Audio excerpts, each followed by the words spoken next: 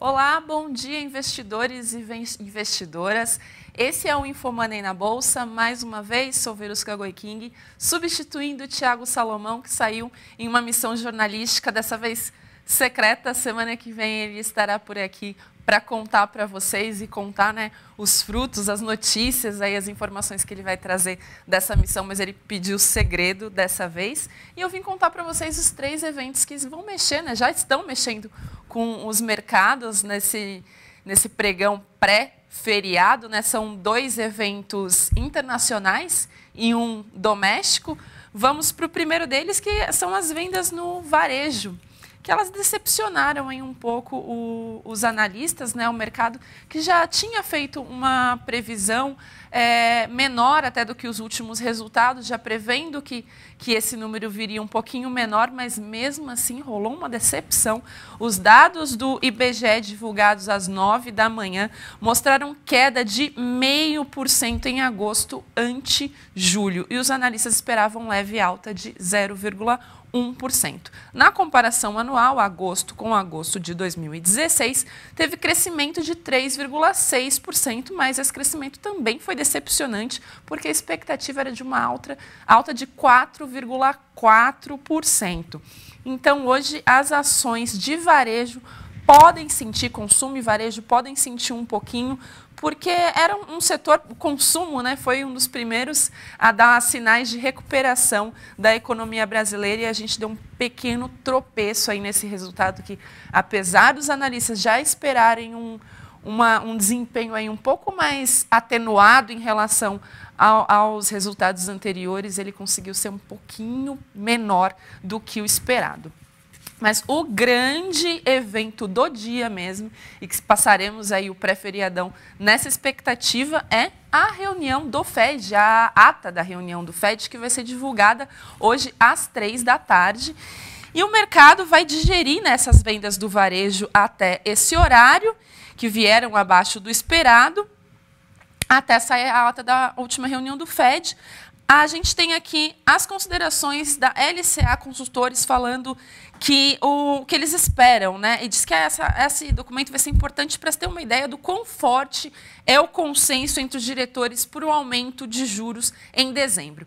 O FED tem já sinalizado de que deve retornar e retomar o ciclo de alta de juros por lá em dezembro, mas a gente sempre fica de olho nos documentos da ata, que foi a reunião foi na semana passada, então tem que ficar de olho aí no que foi discutido, para ter uma ideia do quão coeso está esse grupo dos diretores aí do FED, e até para saber sobre o ritmo dessa alta, se vai ser só uma em dezembro, se vai ter algumas sequências. É mais ou menos o que a gente sente pela ata do Copom aqui, sentir um pouco da temperatura das pessoas envolvidas nessa reunião, para saber qual é o ritmo, se eles estão animados com a economia, se vão subir mais rápido ou vão subir mais vagarosamente esses juros. A gente sabe que a economia dos Estados Unidos tem um papel muito importante, tem uma influência muito importante sobre a economia brasileira, então tem que acompanhar com atenção. Muita gente, talvez seja a última tarefa do dia antes de sair para o feriado. Vou acompanhar aqui vocês pelo Facebook. Me contem, vocês vão formar posição hoje no mercado e vão sair para o feriado, ou vão operar aí na sexta-feira? Aliás, sexta-feira é o último dia que a Bolsa vai funcionar com o horário normal, se podemos dizer assim. Opa, tá vazando o áudio aqui, peraí, gente. Vou acompanhar aqui os comentários de vocês me contem. Vamos falar agora sobre o terceiro item, que também vem do mercado externo, que é o desempenho do minério de ferro, que ele caiu pelo 2º dia consecutivo na China, e ele voltou a negociar abaixo da faixa de $60, caiu mais de 2% aí na última madrugada. Daí o que a gente tem hoje nos mercados aí com essa movimentação? O Ibovespa está praticamente zerado, alta de 0,06%. Agora são 10h24, 76.944 pontos, depois do Ibovespa ter batido 77 mil, e renovado máximas, o otimismo continua aí no mercado. O dólar está em queda e os juros futuros praticamente estável. Dólar em queda aí na expectativa com a ata do FONC. As ações espanholas estão subindo depois do presidente da Catalunha dizer que vai buscar negociações com Madrid. Ele recuou, né, da declaração de independência. Ele declarou a independência e depois falou que estava aberto a negociações. Então, ele declarou uma independência mais ou menos, né? Como o filho sair de casa, mas continuar pedindo dinheiro para pagar o aluguel. Uma independência quase. Voltando aqui para o Brasil, vamos falar sobre Brasília, né? A gente teve novidades que não é tão novidade assim, né? A gente já esperava como iria se comportar aí o relator da denúncia do Temer, que negou o prosseguimento. Em meio a essa crise, né, interna do PSDB, que queria tirá-lo, né, desse cargo, da relatoria, ele se manteve e né, negou o prosseguimento da denúncia, o que foi uma vitória para o Temer, e recomendou, né, a CCJ, ele deu o parecer negando o prosseguimento, recomendou a CCJ que também negasse, e aí junto com o Michel Temer também tem os ministros Eliseu Padilha, que é da Casa Civil, e o Moreira Franco, que é da Secretaria-Geral da Presidência, e eles que, né, a acusação trata de crimes de organização criminosa. O relatório do Bonifácio Andrada vai ser apreciado pelos membros da comissão da CCJ e, se for aprovado, ele vai ser encaminhado para votação em plenário, mas aí tem um caminho aí para fazer, né? Enquanto ele teve, o presidente Temer teve essa vitória na CCJ, que já era esperada, por isso que ela nem está entre os 3 assuntos aí do dia, né? Porque o mercado já contava isso. Se o parecer do Andrada fosse diferente, se ele desse seguimento à denúncia, aí sim poderíamos ter um impacto no mercado, porque isso não estava nas contas do mercado. Apesar dessa vitória, o Temer tem um imbróglio aí no caminho, tem um embate com o presidente da Câmara, Rodrigo Maia. Na tarde de ontem, o Maia afirmou que não vai colocar em votação mais nenhuma MP enviada pelo Palácio do Planalto depois dos governistas esvaziarem o plenário para votação da MP de leniência do Banco Central. Segundo dados do jornal Estado de São Paulo, o episódio tem como pano de fundo as movimentações do parlamentar para guardar distância regulamentar da impopularidade do presidente. Né, que a gente sabe, ele está aí com 3% só de aprovação do governo, embora esteja conseguindo obter algumas vitórias lá em Brasília, junto à população, o presidente Temer não tem conseguido se manter em alta nota. Ainda sobre o governo, o Ministério da Fazenda quer aumentar as alíquotas dos tributos. Segundo informações do jornal Folha de São Paulo, isso deve ser para compensar as perdas de arrecadação com a decisão do Supremo Tribunal Federal, que excluiu o ICMS da base de cálculos do PIS e da COFINS. Então, talvez a gente ganhe aí mais um imposto para pagar, né? Aliás, a gente já tem imposto, mas talvez sejam elevadas as alíquotas. O que a gente tem mais hoje? Do STF, vai dar continuidade da votação, né? Que a gente está pendurado aí, já tem uns bons dias, do senador Aécio Neves, né? Na verdade, é uma decisão que vai valer para todas as decisões, né? Esse imbróglio daqui para frente entre os poderes legislativos e judiciários, mas o estopim para isso foi a questão do Aécio Neves. E, embora não tenha um impacto hoje no mercado, é bom acompanhar e ficar de olho, porque uma crise entre os poderes pode vir a afetar os mercados. Só pontuando aqui exatamente o que vai ser discutido, o STF vai deliberar, ou pelo menos pode deliberar, está na agenda, né, isso aí já está correndo na agenda deles já tem alguns dias, se o parlamento precisará ratificar decisões tomadas pela Corte envolvendo os membros das casas legislativas. É isso que vai decidir o futuro do Aécio Neves, que, né, foi pedido para ser afastado aí e ficar em casa todas as noites. De acordo com a coluna Painel da Folha de São Paulo, haverá pelo menos 3 correntes divergentes sobre o assunto no Supremo. Então, a coluna traz aí 3 possibilidades de decisão. Tem uma divisão na Corte. Aos que dizem que o afastamento é ilegal, os que pregam autorização do Congresso para aplicação da medida e os que afirmam que a ação é legal e nem sequer está sujeita ao legislativo. Ou seja, o STF falou que ele está afastado, o senador ou o deputado está afastado e pronto, e acabou. A aposta aí do mercado e dos cientistas políticos é de que a solução intermediária deve vencer, ou seja, o STF dá o seu parecer, dá a sua decisão, mas o Congresso precisa ratificar, precisa aprovar e dizer, ok, vamos afastar o parlamentar ou não. Vamos ao noticiário corporativo de hoje. A gente tem 4 notícias sobre a Petrobras, por isso até que ela está em destaque hoje, subindo 0,25 a Petro 4, são 10,5. A primeira delas vem da CVM, que está acusando 40 administradores e ex-administradores da empresa por terem burlado as normas contábeis brasileiras. A suspeita de irregularidade está na reavaliação do valor de ativos, como as refinarias Abreu e Lima e o complexo petroquímico do Rio.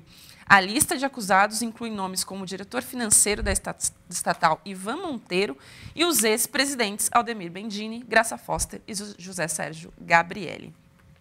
Os detalhes em torno dessa suspeita de irregularidade, eles ainda não são conhecidos, a gente não sabe exatamente os detalhes, a CVM não divulgou isso. Mas a acusação indica uma violação por parte dos administradores do chamado dever de diligência, que determina, entre outros pontos, que eles zelem pela saúde financeira da companhia. Então, por isso, é natural que os diretores e presidentes sejam chamados.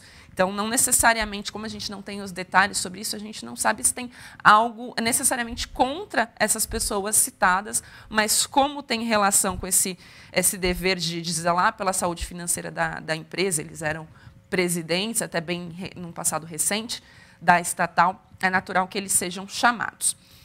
Ainda aí no noticiário da Petrobras, mais uma mudança, né, nos preços, aí, de acordo com a nova diretriz da estatal, das mudanças aí na precificação para a refinaria.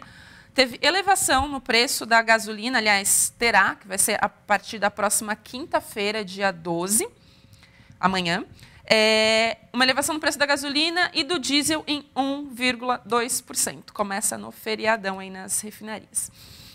Jornal Valor Econômico traz uma outra informação também sobre a Petrobras, falando que a Justiça Federal de Sergipe suspendeu, por meio de uma liminar, a venda dos campos de Lapa e Ara, no pré-sal da Bacia de Santos, da Petrobras para a francesa Total. O negócio faz parte de um acordo de 2,2 bilhões de dólares e foi assinado entre as duas petroleiras no início deste ano.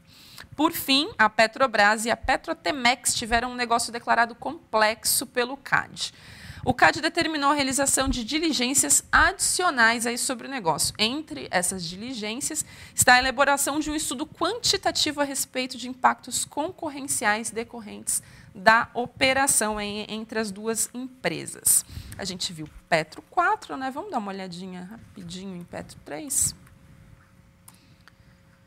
Caindo 0,12. As duas estão praticamente no 0 a 0. Foi o que eu falei, né? Pré-feriadão, me contem aí se vocês vão zerar as posições hoje ou se não vão largar do mercado e aparecem sexta-feira aí para operar. Vamos falar sobre Bradesco caindo 0,19, agora são 10h33.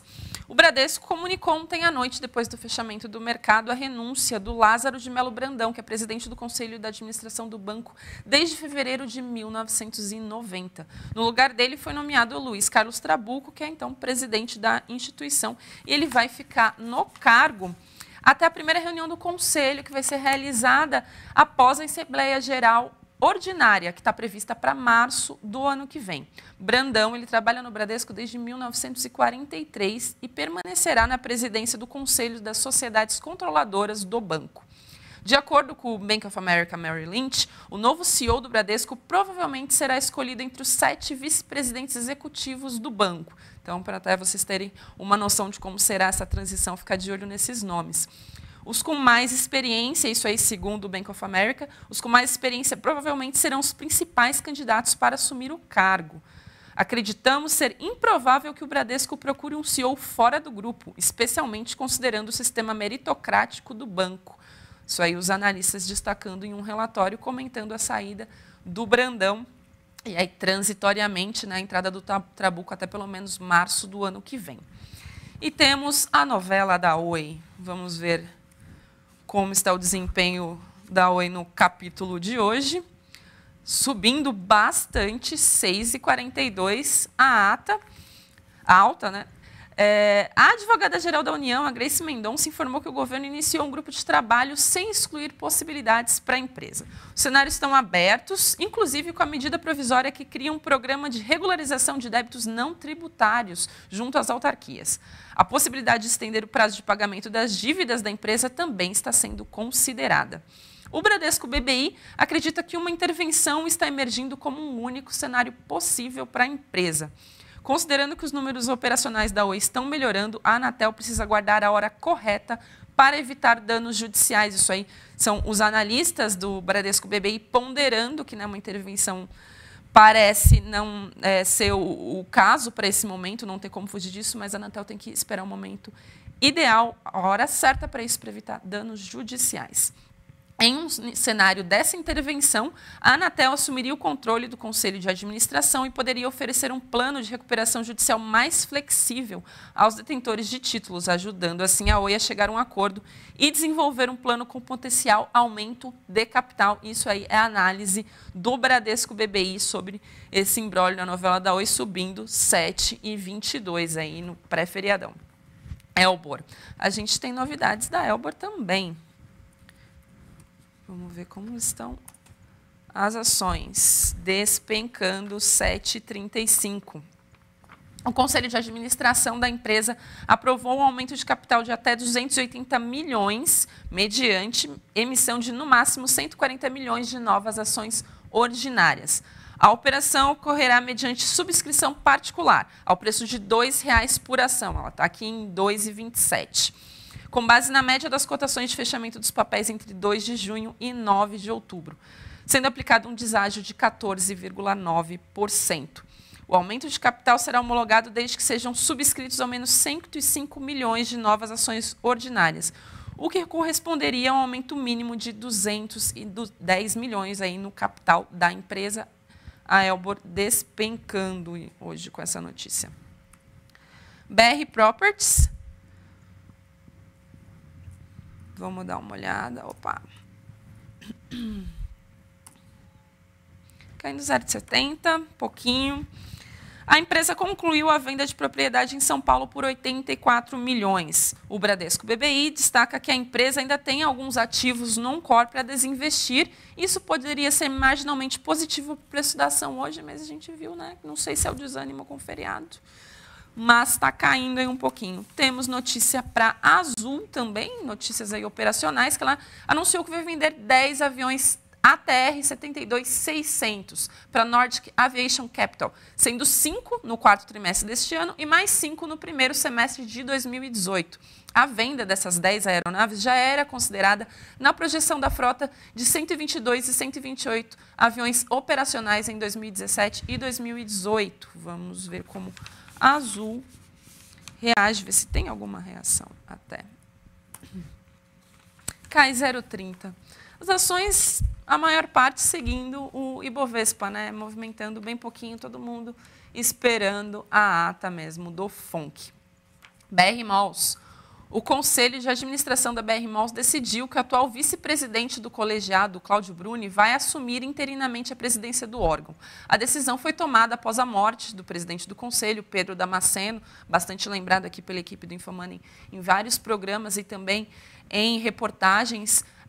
O Tiago Salomão fez uma entrevista, uma das poucas aparições do Damasceno em vídeo, e a gente tem aí no histórico, dá uma procurada aí no site do Infomoney.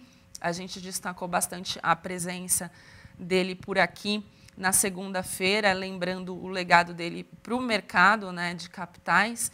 E o Tiago também fez no blog dele uma publicação falando sobre tudo que ele aprendeu e quanto o Damasceno foi importante em todo o aprendizado dele aí sobre o mercado de capitais. Então, fica mais uma vez nosso pesar aí para a família e amigos, né, próximos, pessoas próximas do Damasceno. E aí a nossa notícia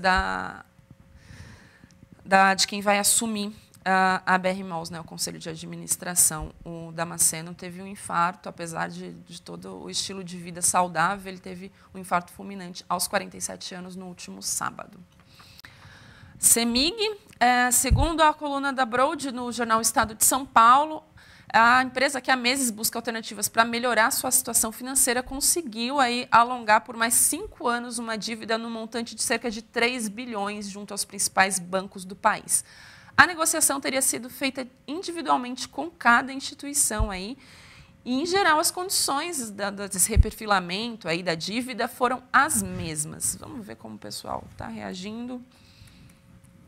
Essa renegociação de CEMIG. 0,96% de alta. Sanepar convocou a Assembleia Geral Extraordinária para 27 de outubro para falar sobre o programa de units. As units serão cada uma representativa de uma ação ordinária e 4 ações preferenciais, só lembrando para vocês, e a companhia também propõe a conversão de ações preferenciais em ações ordinárias em razão de 1 para 1. A Itaúsa aprovou a elevação de recompra de ações para até 153,7 milhões de reais. O volume foi ampliado em relação às 100 milhões de ações que faziam parte do programa aprovado em 7 de agosto. A recompra aprovada em reunião ontem inclui 103,7 milhões de ações ordinárias e outras 50 milhões de ações preferenciais.